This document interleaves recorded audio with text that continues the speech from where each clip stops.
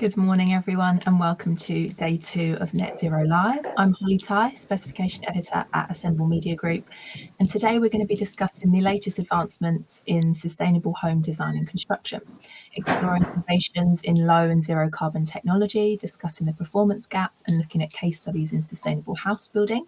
We're going to be unpacking this topic over the next hour, and you'll hear from 3 panelists. Today we're joined by David Adams, Strategic Advisor at Future Homes Hub, Jamie Bursnell, Group Technical and Innovation Manager at Bellway Homes, and Neil Hargreaves, who's the Managing Director at Knauf Insulation Northern Europe.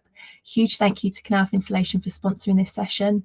And a little bit of housekeeping from me before we start. If you click on your resources on the left-hand side of your screen, you'll be able to download all of the slides from today's session.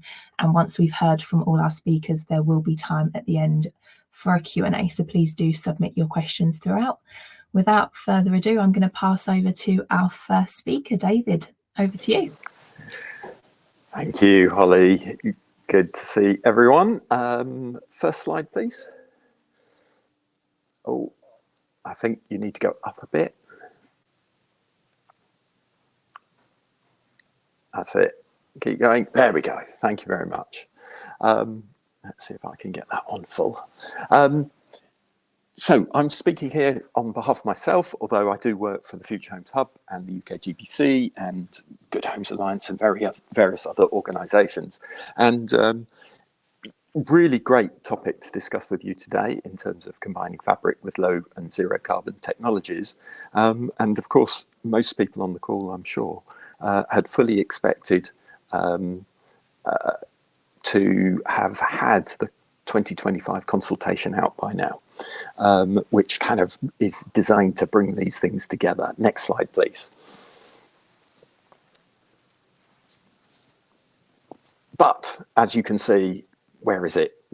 It's not here yet. We're told it's still imminent. In fact, we're perhaps with the reshuffle, that will be a little bit later than even the officials and ministers had hoped. It's still going through right round, but we're expecting it soon. Until then, we're still guessing. That's really unhelpful, and I'm sure that will be picked up by the other speakers too. But let's do a little bit of thinking what it might look like. Next slide, please. And it's a little bit of a guess at this stage.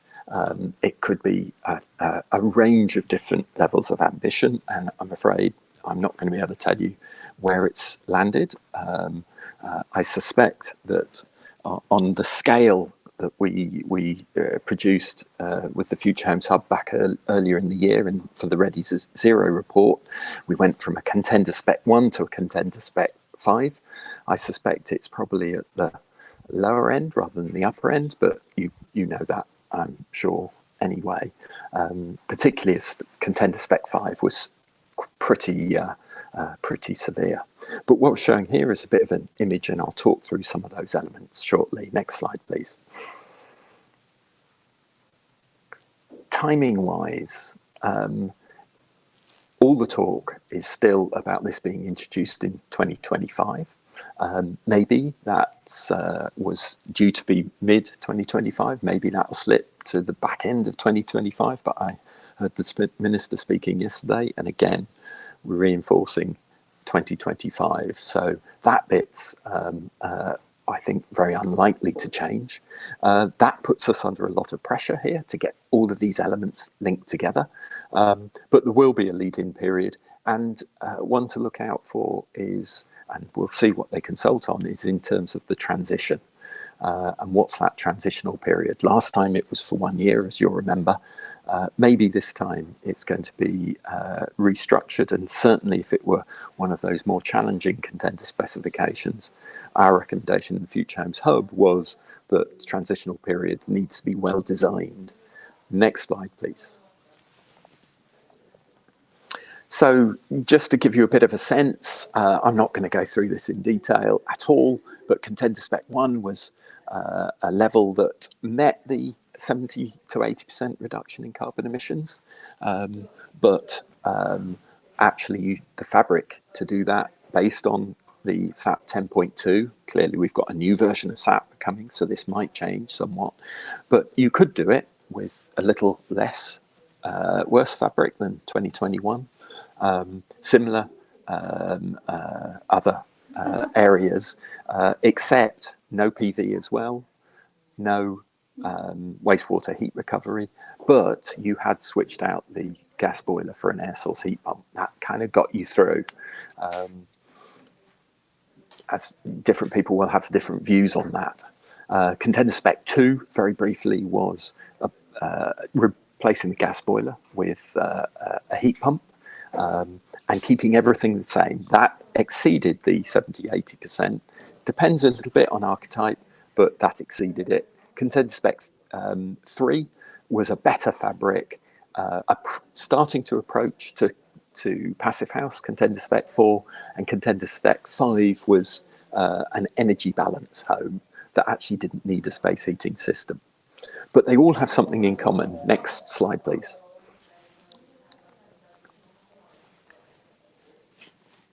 When it comes to the house and making it work, it's really important that in all of those scenarios that the fabric, even if it's to 2021 standards, actually is designed correctly, assessed from an energy perspective correctly, and then installed on site with materials that perform.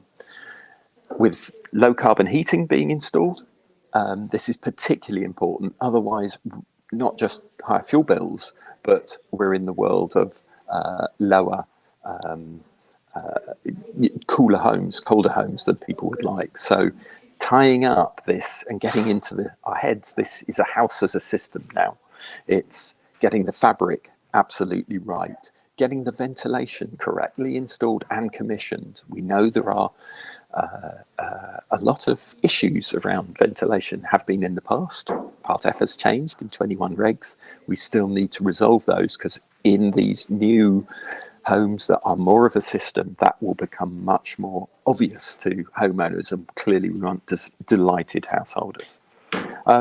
In terms of that low temperature heating, if it is a heat pump, it needs to hit those designed seasonal coefficients of performance. It makes a real difference.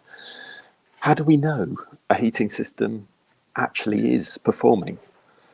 So maybe there's argument, we will see in the consultation whether there is any discussion about what should happen in terms of measuring performance of homes. Certainly that's a personal favourite of mine. We really should understand how much heat is going in that home and understand real time what that seasonal performance is. Controls then. Controls become important. You'll have seen the Octopus zero bills home. But there will be others coming forward to allow load shifting with the homes. This is going to be a key feature, and the benefit of a new future home, it needs to work. Finally, how do we get that fabric, that ventilation system, the low carbon technologies, the smart controls, and of course, the human all working in this space and that home performing, and as house builders, designers, engineers, and homeowners, how do we know that it's performing? I think that's a real important step that we're just stepping into, really, if you excuse the double use of step. Thank you very much. Oh, yes, and a little bit of guidance is out there on the Future Homes Hub website to look out for. Cheers.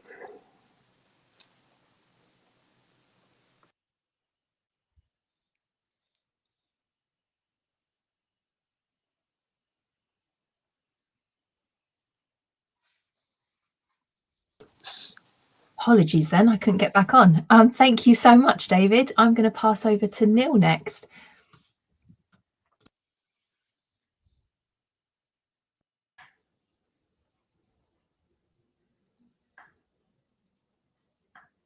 Okay, thanks, Holly. Hopefully, if you can just confirm that you can see the slides. Yep, I can see them. They're perfect. Thanks, Neil. Great, thank you. Good morning, everyone. So yeah, I'm Neil Hargreaves. I'm the Managing Director for Knauf Insulation in Northern Europe. So yeah, we're the biggest supplier of insulation into new homes in the UK. But our overarching purpose as a business is to help create better buildings, and clearly that aligns perfectly with today's discussion. Just a quick recap, we've heard there from David that clearly regulations are changing, more changes to come with the Future Home Standard. Our industry certainly is under pressure, building fewer homes now than we have done for 70 years, a very fast changing environment that we're all getting to grips with. Carbon reduction, certainly on the operational carbon side, is ongoing, as we've heard, and low and zero carbon technologies are clearly a very important part of the solution. But as we just heard from David, but for them to work effectively, we do need to get the fabric right first. And as David said, the house needs to work really as a system. So insulation is fundamental to reducing the carbon emissions from buildings and achieving our overall net zero ambition. So I'm just going to spend a few minutes talking about how we ensure that it is effective in the real world. So 2 topics to discuss today. I'm just going to talk about creating those homes that do perform in the real world, and then talk also about creating homes with sustainable materials. I'm going to start by talking about real homes and real performance. So David touched briefly on this. We do know that there is a performance gap currently, and the key message here is that for homes to be truly efficient, we've got to tackle this performance gap. It is recognised there is a gap between how homes perform in the real world and how they actually are designed to perform. Not all homes, but we know across the piece that there is a challenge there. And if it's unchecked, then this performance gap really does threaten to fatally undermine our efforts towards net zero. We know that many factors can contribute to the performance gap in the real world, but we can see on the left-hand side that there are many repercussions from it. So at a macro level, we can see a slower reduction in real world carbon, ultimately a failure to reach our net zero ambitions. And then at a more micro level, we see uncomfortable homes, cold in the winter, too warm in the summer, issues with damp and with mold, more retrofit and repair work, inefficiency there, and ultimately also higher energy bills for the occupants. And we've seen over the last couple of years clearly a significant spike in the cost of energy. So if a building is inefficient, we know that heat pumps won't be able to efficiently heat the space. So without first addressing this real performance challenge, a national heat pump rollout carries some significant risk. Now, I don't know if anyone watched The Great Climate Fight with Kevin MacLeod on Channel 4 on Tuesday night. If you didn't, it's certainly worth a watch. But those of you that did will have seen that around half of the UK's homes are currently rated EPC D or worse. So we do have some of the leakiest homes in Europe. And we can see here from the slide that a University College London study has estimated that around a quarter of EPC C homes are really an EPC D. So the situation actually is worse than what we see reported in the actual EPC. So the key message here is that in-use measurement is critical to understanding the real energy performance and also unlocking new ways of working. Whilst the EPCs are considered the current measurement of energy efficiency, we know that they are notional rather than reflecting the real world performance. At Knauf Insulation and at Knauf generally, we're working on a better approach. Knauf Energy Solutions is a group company that has developed innovative sensor technology to measure the real energy efficiency of a home whilst in use, a bit like a car measuring miles per gallon, if you like, back in the day. And this technology allows the energy performance of buildings to be benchmarked for improvement, which clearly is valuable in itself, but it also has the potential to change the way that our industry works. KES, for example, Knauf Energy Solutions, is enabled to offer guaranteed energy savings for retrofits to customers in Belgium. And we can take a look at a real world example here from the UK. So KES and Knauf Insulation were involved in retrofitting two housing estates in the Manchester area, one in Trafford, one in Eccles. Trafford, the houses were built in the 1970s, Eccles in 2014. And we used the KES sensor technology to measure the thermal performance of the properties before and then after the retrofit work. And prior to the retrofit, and you can see here the effects of that retrofit in the loft application. Prior to that retrofit, in both cases, the performance measured was lower than the energy performance certificate rating, which I guess supports the work that UCL have done. And the real performance only matched the EPC after the work was complete. And you can see on the left-hand side a pretty poorly insulated loft. And then afterwards, when we've used our contractors and ensured the job was done properly, a much better insulated loft. And this is a good example of the performance gap in the real world. And it's also illustrated how innovative technology can also help to address it. So in terms of taking action, addressing this, I think, must be a priority if we want to move the needle on carbon reduction. The government has published an EPC action plan to transition from theoretical ratings to a measure of in-use performance, but it's still work in progress. The key message: until we close the performance gap, our paperwork will meet net zero, but our buildings in practice in the real world won't. We all have a role to play. This isn't a small task at all, and success really relies on every link in the chain playing its part. And as manufacturers, we need to create products with the installation in mind. Insulation that's easier to install correctly under real-world site conditions. Architects also must design for the real world and specify products that are easier to install correctly and work in practice. And contractors have to focus on the quality of the installation. I think ensuring the correct products are installed in the first place, but also in the right quantities as specified, is going to be really, really important moving forward. And we would have two asks of policymakers. One is to seize the momentum that's already there. We've talked about the innovations Knauf Insulation is making to support in-use energy measurement. There is other innovation out there as well. And I think we'll hear shortly from Jamie about the innovative work that Bellway is doing with their Future Home project. So there is some grassroots industry-led activity that really should be championed and encouraged. And secondly, set policy to take this to the next level. The industry needs a clear framework and an action plan to properly implement real performance in new and existing homes. For example, by accrediting the performance measurement technologies and incentivizing their use.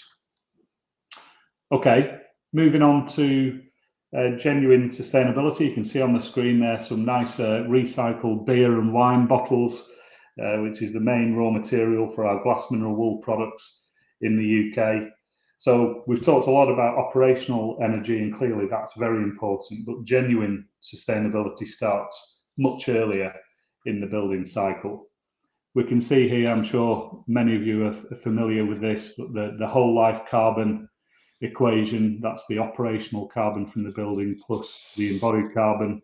The top right hand side shows a fairly typical example of a building over its useful life of around 50-60 years in this example, with lots of embodied carbon during the construction phase, the operational carbon during the lifetime, the heating and cooling of the building, and then additional embodied carbon coming in at points in time where there's repairs, maintenance and improvements. And then at the end of life, clearly further embodied carbon to take into consideration. What the chart at the bottom shows is that as we get to grips with the operational carbon emissions from buildings, that shrinks as a proportion of the whole life carbon, and we know already how to build buildings that are super energy efficient, and we are thankfully heading in that direction with the current changes in the Future Home Standard. But clearly, as the operational element shrinks, the embodied carbon becomes an increasing proportion of the overall total. And regulatory change is coming in this area. We've got the proposed Part Z to regulate embodied carbon. REBA 2030 climate change recommends embodied carbon targets for new homes. And we've got the Climate Change Committee themselves calling for mandatory disclosure of whole life carbon in buildings as soon as possible. My remit in Knauf Insulation is across Northern Europe, and we see other countries already regulating embodied carbon, including countries such as Denmark. So as an industry, we have a collective responsibility to take action on embodied carbon. And again, we each have a role to play. As manufacturers, we need to reduce the impact of our products. And this is arguably the biggest challenge that the construction product industry has ever faced. Knauf Group is aiming to halve its Scope 1 and 2 emissions by 2032. And in the UK, we're aiming to go even further than that. It's our responsibility as manufacturers to provide solutions that reduce embodied carbon. Factors like raw materials, location of manufacturing and transportation all impact the product and the final build. And again, for example, Knauf Insulation, as we've seen, we use a lot of recycled glass, beer and wine bottles at our plants. And in our largest plant in St Helens, the glass is actually processed to a furnace-ready cullet right next door to our furnace. That was a move we made around 5 years ago when we entered into partnership with Veolia, and that saves around 375,000 road miles per year and reduces the energy needed in the melting process. We use ECOS technology, a unique bio-based binder, and that too, with no added formaldehyde or phenol, is 70% less energy intensive to manufacture than traditional binders. So we've already taken some big steps forward, but we also acknowledge that there is still much more that we need to do.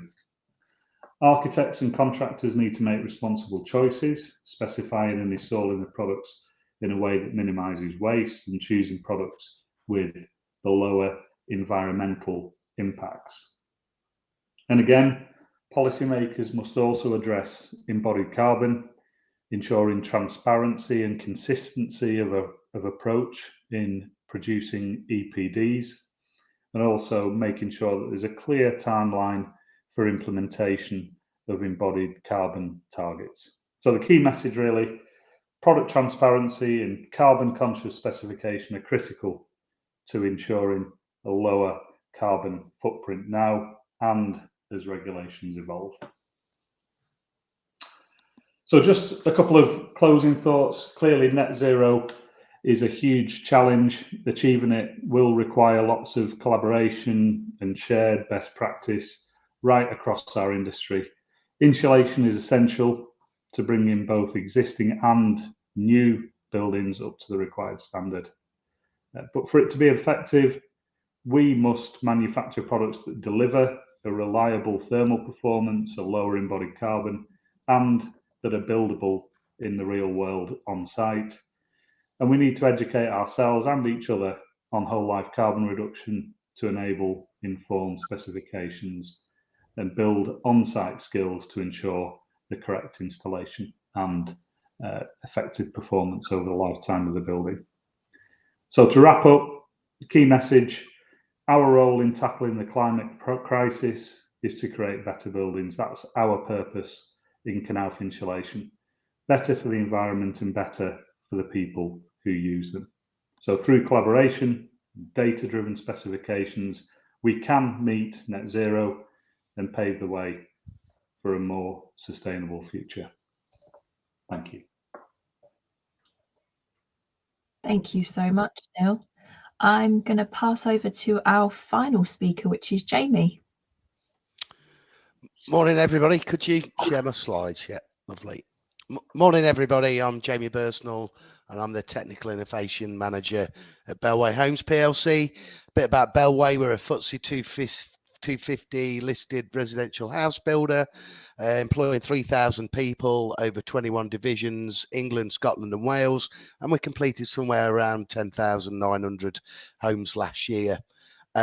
We have made significant commitment to reduce carbon emissions by 2030.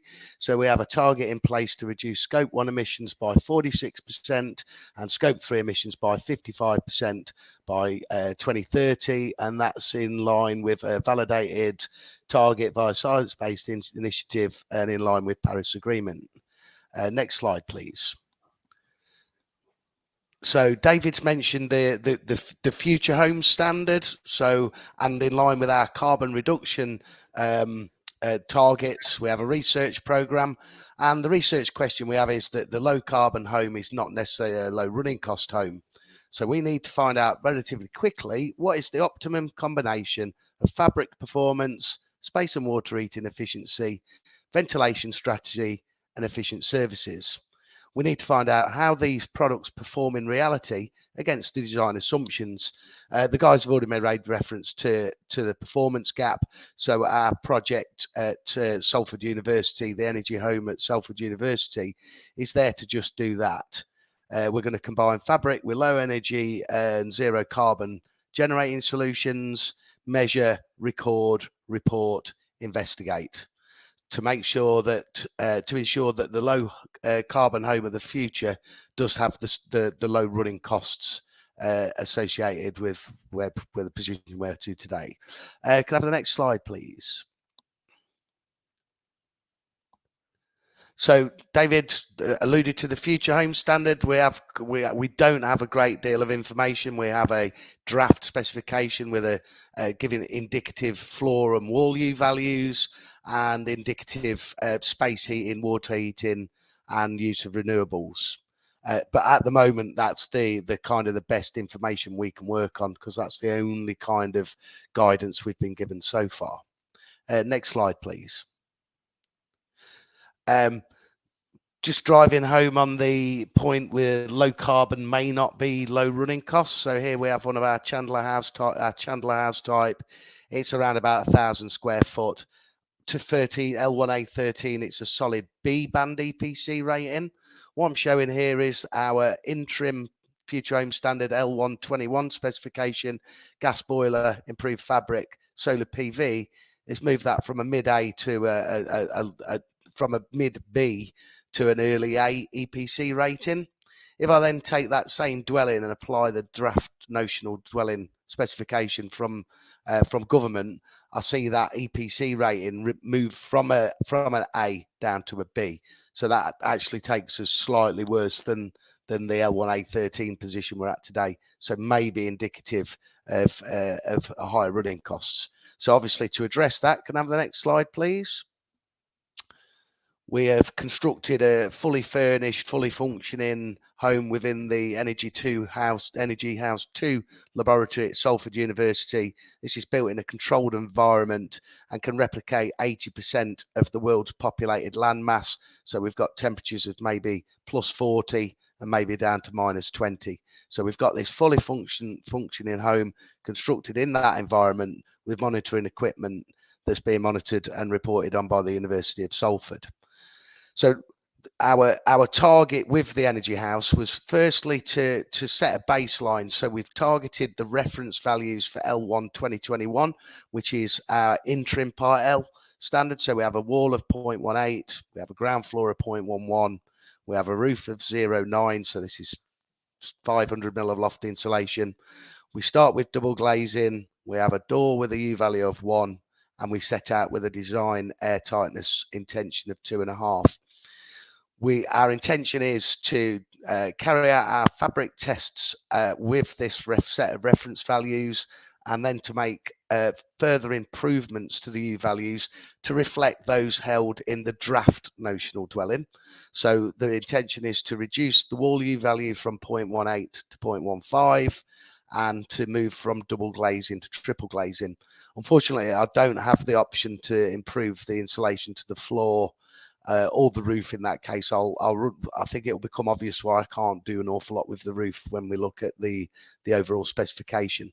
The rationale with that is to set a baseline based around L121 reference values that where we are now position, and then be able to record any improvements from space and water space heating efficiency based around the improvement to the wall U value and moving from double glazing to triple glazing. We will have a report out at the end of this month. So we have done HTC tests, we've done as-built U-value calculations, so we can to compare whatever performance gap there is. There is a performance gap there. I can't give you full details now, but there will be a report that will be publicly available at the end of November. What I will say is our heat transfer HTC is within 5% of design. Can I have the next slide, please? So just to put some skin on the bones with regard to fabric detail, we had a timber frame building due to the requirement for speed of construction. Timber frame building, we had a cassette floor type system, again for speed. Wall construction is an 89 timber kit. We've got canal insulation mineral fiber between the studs, and we have an unbridged layer of PIR board on the face of that. We've then created a service void to run services. That U value would be 0.18. To get the improvement down to 0.15, we intend to fully fill the cavity. We understand we wouldn't be able to do this on site. However, it is a research project, and what we're interested in is the U value as much as how we got there. Can I have the next slide, please? From a space and heating point of view, because we've got an unoccupied plot, we have been able to incorporate a number of different type of heating solutions. There is no gas boiler in there to set a baseline. These are all electrical. So we have a monoblock air source heat pump, externally mounted, externally located, feeding both underfloor heating and radiators. So we have underfloor heating, ground floor radiators first. We also have radiators ground floor and radiators first. This will enable us to run heating profiles, configure, reconfigure, for us to be able to identify the sweet spot on emitter, for instance. We've got a split system sat in the roof, so it's a UK's first. This gives us an opportunity to take a look at what it would look like to remove an air source heat pump from the customer's domain into an area that's not generally used so heavily. We also, as well as air source heat pumps with a coefficient of performance, we are having a good look at direct heating. So we have two forms of radiant heat in there for us to be able to make a comparison between a heating system with a algorithm driven smart control and a heating system with a COP. Next slide, please. Obviously, with us moving from heat source to heat source for domestic hot water, we start with a cylinder driven by an air source heat pump. We then intend to cycle through different cylinder types, doing domestic hot water trials on each. So we start with a air source heat pump cylinder. We then move to a cylinder with some smart technology, some stratification, and we'll heat the hot water that the system learns that the customer demands rather than the whole heat tank full. We can draw our data from that. We then move to an air source heat pump cylinder. So it's a cylinder with a dedicated air source heat pump built in. And from there, we move on to an exhaust air heat pump cylinder, doing exactly the same, but rather than drawing external air, it draws air from within the property. So I think from what I've just presented on the last two slides, we're going into quite depth on our space and water heating delivery solutions. Next slide, please. From a ventilation point of view, we have both DMEV and MVHR. So we've taken the opportunity to be able to review both types of ventilation strategy, and we can draw conclusions from there as to how efficient an MVHR system is against System 3. What I will draw your attention to here is, if you look at the bottom left of this slide, we've got quite a busy duct layout. What I will draw your attention to is it's really important to get these designs correctly. As you can see, running parallel to engineered joists is a must. If you're trying to run opposite, then you're going to have major issues with your engineered joists. So that really dictated the positioning of some of our equipment.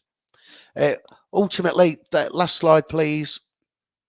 Going on to efficient services and renewables, I think where we're going to be is the incorporation of good fabric and an air source heat pump will deliver the 75 to 80% carbon reduction required by Future Homes Standard.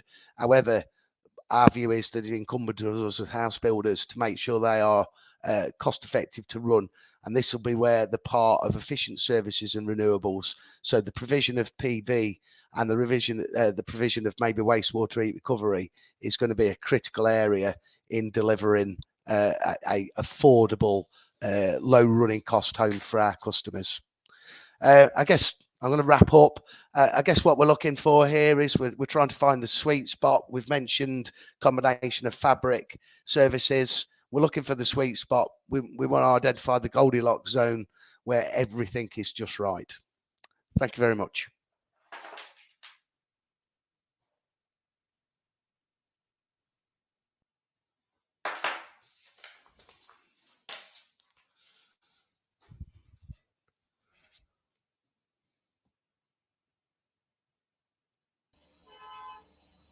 I think Holly is having some technical issues here. She's going to be with us in a minute.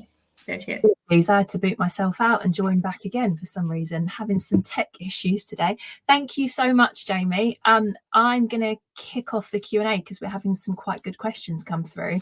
I wanted to start with a broader question. What does the panel think are the main barriers when it comes to specifying low carbon fabric and technologies in new homes? And I guess more importantly, how do you think these barriers can be overcome? Would you like me to start with that? Yeah, go for it, Jamie. So look, so the barriers, you know, we're struggling with a little bit of a lack of information. You know, we sat at the Future Homes Hub conference yesterday. We're sitting these conferences and we don't have the draft, we don't have the consultation document, so we don't know what intent is.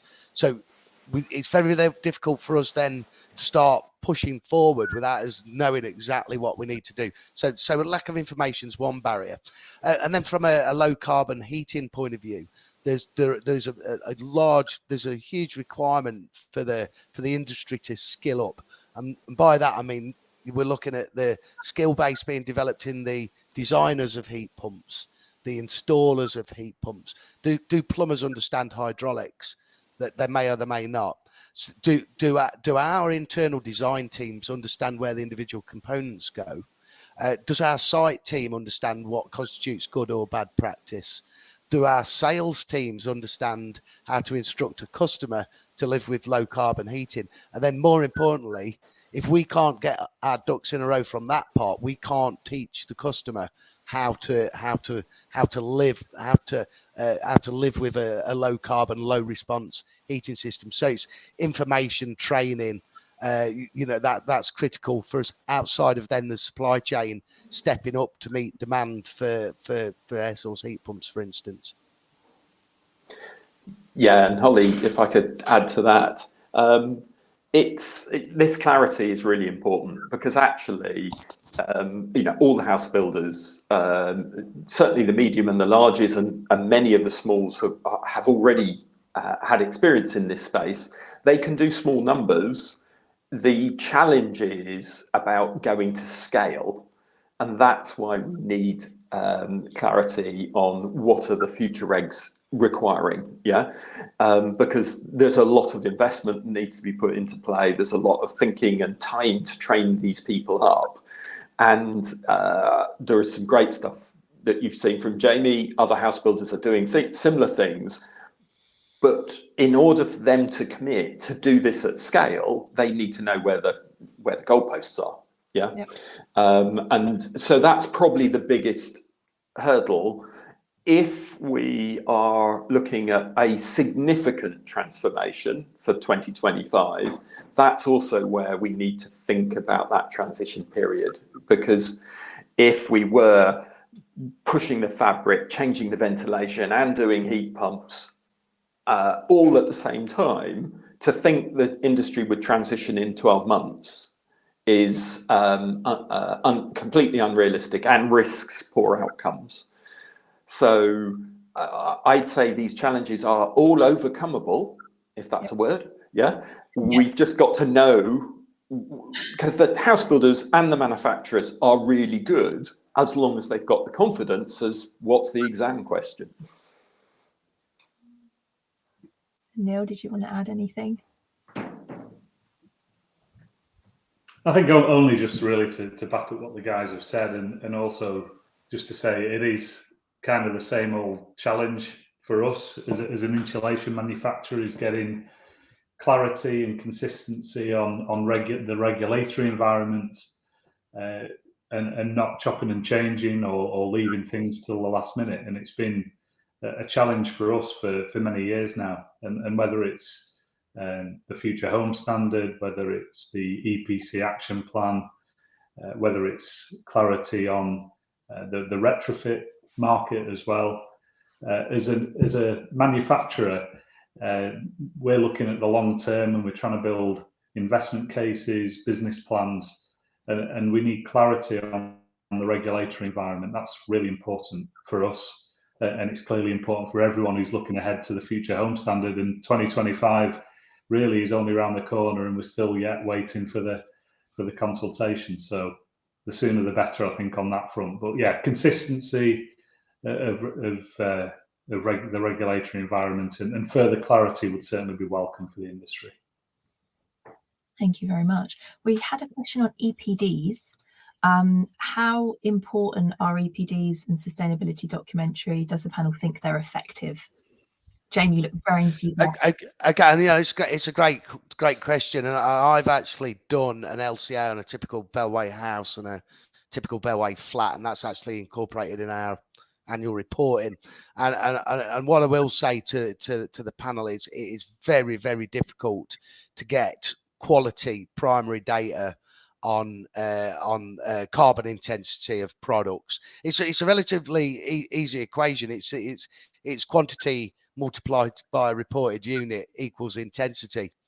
Really, really simple equation. However, for instance, roof tiles, there is not an EPD for a UK manufactured concrete interlocking roof tile, which gives the assessor an issue because we use a lot of concrete interlocking roof tiles. So I'm actually using an EPD from an Irish product, and maybe then make an assessment. Do I add a comfort factor to that to allow that when I do get a UK EPD, I'm still within parameters on my calculation? But I could probably fill an hour on EPDs on it, but I won't.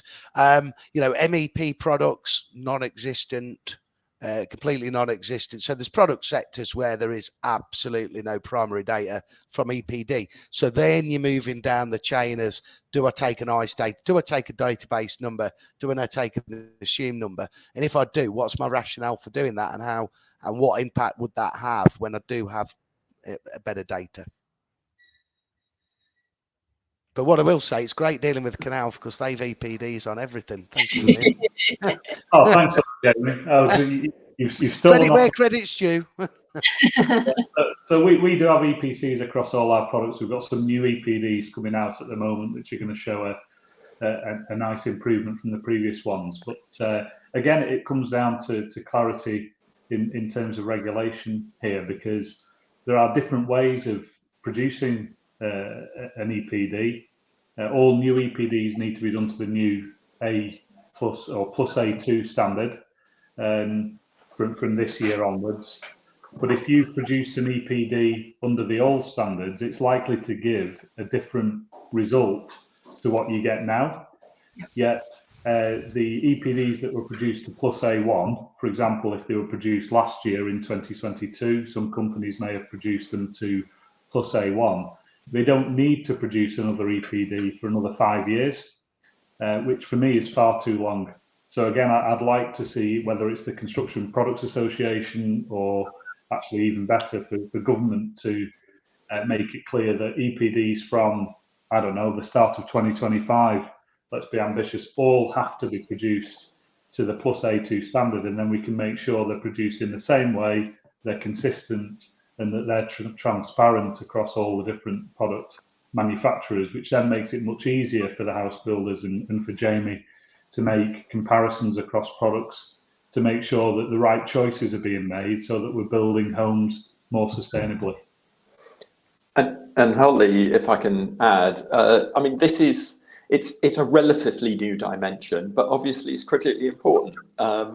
And we need to create that competition within the marketplace and have designers with that in mind when they're designing and selecting designs, product systems that minimize that embodied carbon as well.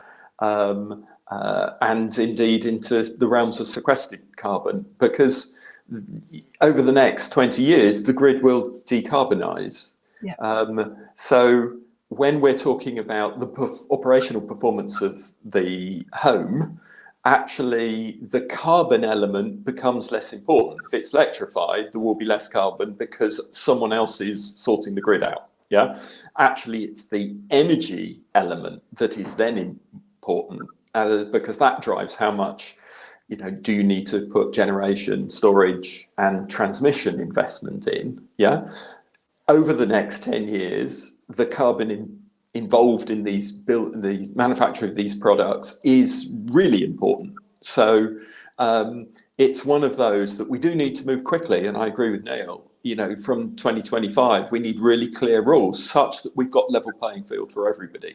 And manufacturers, house builders, designers are able to apply their skills on improving this situation. It is more than frustrating. This is ridiculous, frankly. And one would think this is something that can be solved pretty damn quickly with some vision and direction.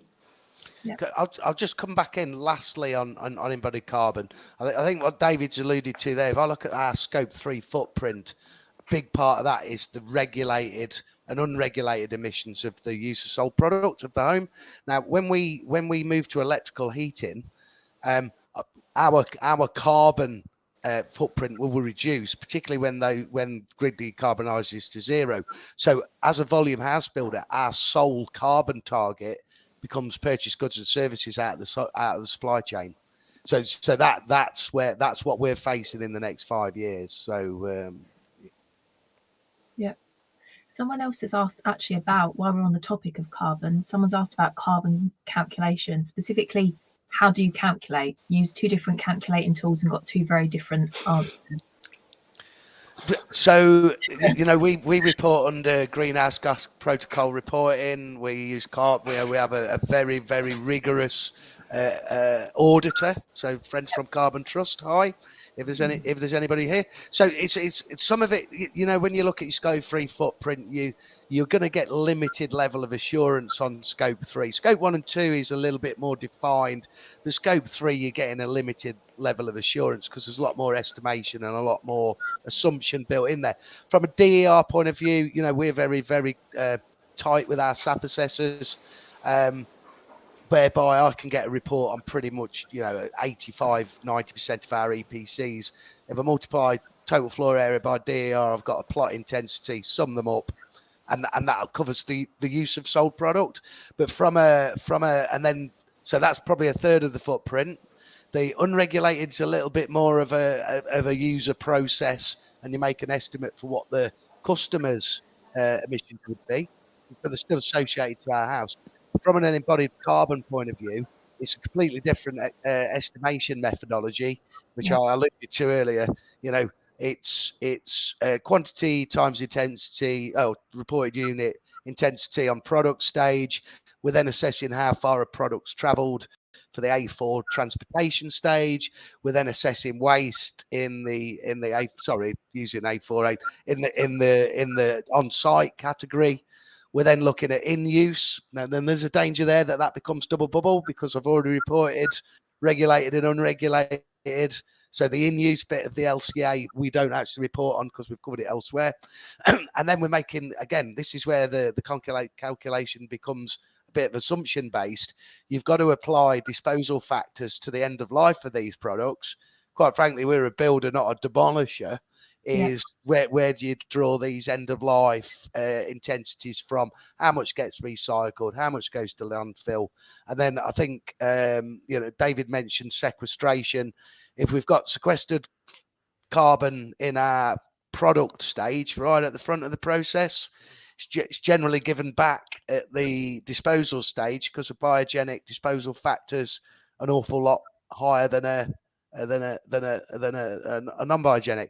And the difficulty is for house builders, and I will wrap up and I don't want to ramble on, is that this whole estimation process is new to us. In the other carbon calculations we do come along with government approved software and a set of conventions that says this is what you measure, this is how you measure it, and that's the number you apply. Embodied carbon, as great as the RICS estimation methodology is, it's kind of looser than the SAP methodology, where I've got this set of conventions to refer to that'll always tell me if X, do Y. If you get Y, you've got to measure B. That's where we are at that kind of clarity. You can tell I'm passionate about embodied carbon. We can tell. It's my favourite subject. David, you are on mute, by the way. Sorry. Thank you, rookie error. And just very briefly to add that the Future Homes Hub, not me, colleague Adam, is doing a lot of work with house builders and manufacturers in this space to try and spread that understanding across the house building industry, so they're all as excited and as knowledgeable as Jamie, basically. There you go, gold standard, Jamie. Neil, did you want to add something? Well, Jamie's kind of covered very eloquently some of the challenges around the calculation methodology. It's something that we are wrestling with, but we've got some very good people behind the scenes doing all of the calculations across the product, or the production, the construction, the in-use and the end-of-life phases that Jamie's mentioned there. There are some challenges, as I've mentioned, with the definition, that we make sure that we're comparing like for like, and that the EPDs are produced in a consistent way across the construction product industry. That's something I'd like to see some direction on from government, but also perhaps from the Construction Products Association as well. But what I would say is, stepping back from all of that, as embodied carbon becomes more important in the second half of this decade, EPDs are going to become more and more important. We see that already as a direction of travel. I think it's important for the construction product manufacturers to see this coming as well, because it's going to help support investment decisions that are needed in our factories to make our construction products lower in terms of their embodied carbon and their environmental impact. So everybody can see that it's coming. It would be great to get a firmer timeline on when we expect the regulations to come in, so that it can support our investment cases, because we're talking about significant investments in our factories to make them more energy efficient and to take carbon out of the products. And we know we've got a massive challenge ahead of us in the next 10 years. But for us, that's exciting. It's an important challenge that the industry needs to face. And certainly from a KI perspective, we're more than up for it. Thanks, Neil. I feel like I'm quick firing at you, but we've had quite a lot of questions, so I'm just going to keep going until we run out of time. Do the panel think the impact of the 22 version of Part L of building regs will help the performance gap? Oh, do you want me to go on then? Go on. Look, will it help the performance gap? I'm not sure it will. I think the performance gap, it's got to be identified first, and this is part of the work that A, we're doing on the Salford University project, and B, we've done on another project, is to start measuring. But then more importantly, it's why is the performance. So once you've identified it, and you need to stress test that, but you've got to find out that why is it, and the how is the performance gap, and more importantly then how do you remediate it? Because the performance gap, to me, it could be that products are being substituted, for instance, but they're which would be a builder issue. It could be poor detailing, which would be a developer issue. However, the performance gap could just as well sit in the theory. So if BR443, the convention for calculating U values, has some issues, then it could be the theory side that's got an issue. Similarly, with the efficiency of an air source heat pump, for instance, is pretty much driven by the product characteristic database that BRE maintain to put into the SAP engine. Now, actually, are all the pumps tested in exactly the same regime? And is the one I've got actually configured exactly the same as how it was tested? I think then the SAP tool, or your compliance tool, there's lots of assumptions in there which could differ to how our customers live in a home. And then finally, the customer is going to have a big driver on the performance gap. Anecdotally, we have exemplar house types that we've got one being heated to 19 degrees, another that's being heated to 23 degrees. We've got a couple who love their energy efficient home, but also love their hot tub. So kind of these things will all drive the performance gap, but it's really important, particularly from a fabric point of view and a services, for us to say, right, does that wall we've constructed, is it as close to the U value that we're assuming as it can be? And if not, why not? Same with that bit of kit that we install, whether it's a heat pump, ventilation fan, is that doing what we're assuming it is in our energy calculation? And it's a complicated nut to crack, I believe. And Holly, I mean, short answer is I think it's worse. I mean, the performance gap grows as the theoretical performance demands increase. Yeah, because you're in a world where everything has got to be right.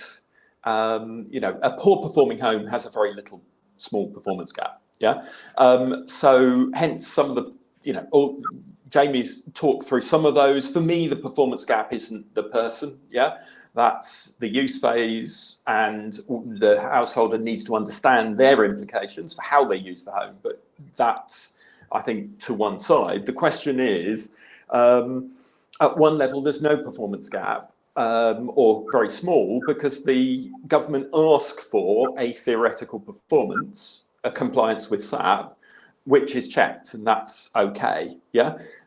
If the government asks for an output, an outcome, yeah, then suddenly all of the things other than how the householder uses it become Jamie's problem, which means, and he's really good, the builders will be really good at working through all of those complicated things, yeah, to come up with the outcome. Stage one is being able to measure it and disaggregate that effect of the human, yeah?